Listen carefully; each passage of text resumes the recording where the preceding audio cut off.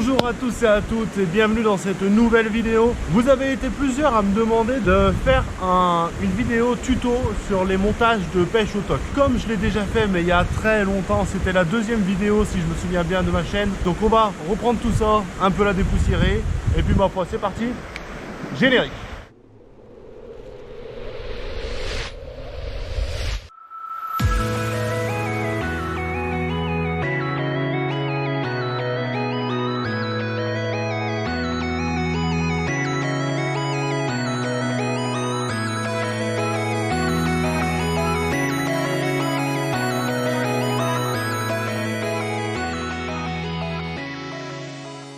Donc, pour ce tuto, je vais vous montrer mes montures au toc. Peut-être que vous en utiliserez les différentes. Je l'ai fait comme ça, mes montures, parce que au bout d'un moment, à force de pêcher, ça fait maintenant plusieurs années que je pêche au toc. Donc, au début, je faisais des montures un peu en mode, allez, c'est une monture au final, il y a des plombs, un hameçon, et puis voilà, ça va pas changer grand-chose. Et au fur et à mesure que je pêche, je me suis rendu compte que si justement ça changeait un petit peu. Suivant mon expérience, je vais vous montrer ma technique pour faire les montages au toc. Alors en premier lieu, le tout premier fil que vous allez avoir, donc c'est le fil qui va être relié à votre bobine du moulinet, c'est, moi j'utilise du fluorocarbone. Pourquoi du fluorocarbone? Déjà parce que c'est solide, parce que maintenant ils en font de plusieurs couleurs, donc de plusieurs teintes. Moi le mien est rouge, jaune, ça change à peu près tous les 40-50 cm. Quand vous pêchez dans des moments de la journée où il y a un peu la pénombre, que ce soit le matin très tôt ou le soir très tard, bah des fois c'est un peu compliqué pour trouver son fil et voir sa dérive. Ça vous aidera un petit peu du fil de couleur. La taille de ce fil, c'est du 16 centièmes, donc un fil assez costaud, pas non plus un gros câble, ça sert à rien, mais un fil déjà assez costaud. Ensuite, vous allez pouvoir y mettre votre guide fil. C'est ces petits trucs qu'on achète dans le commerce. J'en ai quelques-uns, mais je les utilise quasiment jamais. D'ailleurs, j'en achète jamais des guides fil. Vous pouvez les fabriquer vous-même. Moi, j'utilise ça. C'est une paille que j'ai coupée, avec dedans un morceau de mousse que j'ai enfilé, et ça vous fait votre guide fil. Si vous n'avez pas de la mousse, vous pouvez utiliser le liège des bouchons de champagne, de vin. Vous pouvez aussi utiliser du polystyrène que vous taillez à la forme et à la taille de votre paille. Vous passez votre fil, vous mettez votre bouchon de liège et vous avez votre guide fil. Donc voilà, c'était la petite astuce gratuite.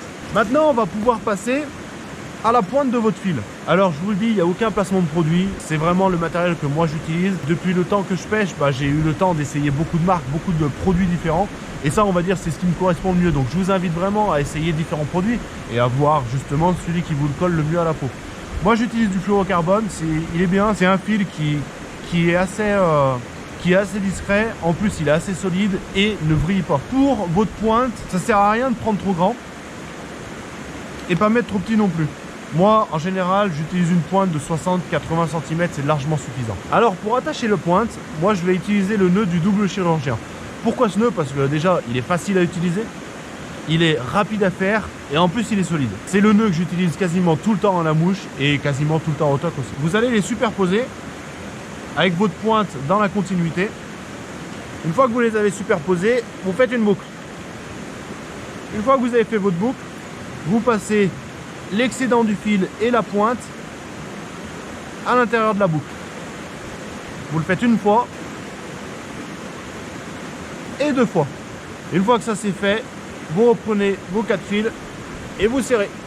Et vous avez là un joli nœud. Vous n'avez plus qu'à couper les 2 fils d'excédent. Alors maintenant, on va passer à l'hameçon. Je vais utiliser 2 sortes d'hameçons. Le premier c'est celui-là.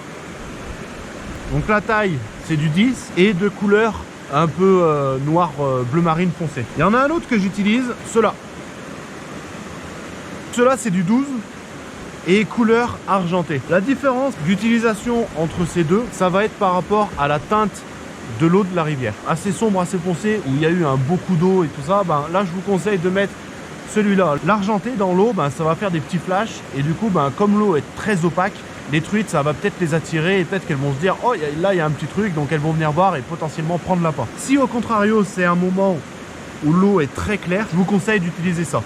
Si l'eau est claire, les truites elles vont avoir une très bonne visibilité et si elles voient un machin qui brille de partout, en général elles vont faire des refus et elles viendront pas prendre votre appât. J'utilise du 10 pour tout ce qui est appât style verre de terre, teigne, verre de farine, verre de soie et j'en passe. Donc pour attacher votre hameçon, c'est simple, vous faites un hameçon, vous faites une boucle, vous passez la hampe par rapport au fil Vous prenez l'excédent, vous tournez autour de la rampe, faites 3, 4, 5, 6, 7 tours.